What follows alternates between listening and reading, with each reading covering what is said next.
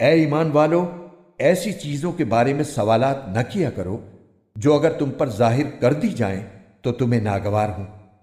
اور اگر تم ان کے بارے میں ایسے وقت سوالات کرو گے جب قرآن نازل کیا جا رہا ہو تو وہ تم پر ظاہر کر دی جائیں گی۔ البتہ اللہ نے پچھلی باتیں معاف کر دی ہیں، اور اللہ بہت بخشنے والا بڑا بردبار ہے۔ تم سے پہلے ایک قوم نے اس قسم کے سوالات کیے تھے، پھر ان کے جو جوابات دیے گئے ان سے منکر ہو گئے۔ اللہ نے کسی جانور کو نہ بحیرہ بنانا طے کیا ہے، نہ سائبہ، نہ وسیلہ اور نہ حامی، لیکن جن لوگوں نے کفر اپنایا ہوا ہے وہ اللہ پر جھوٹ باندھتے ہیں، اور ان میں سے اکثر لوگوں کو صحیح سمجھ نہیں ہے۔ اور جب ان سے کہا جاتا ہے کہ اللہ نے جو کلام نازل کیا ہے اس کی طرف اور رسول کی طرف آؤ، تو وہ کہتے ہیں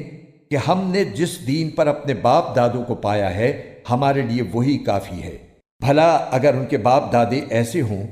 کہ نہ ان کے پاس کوئی علم ہو اور نہ کوئی ہدایت، تو کیا پھر بھی یہ انہی کے پیچھے چلتے رہیں گے؟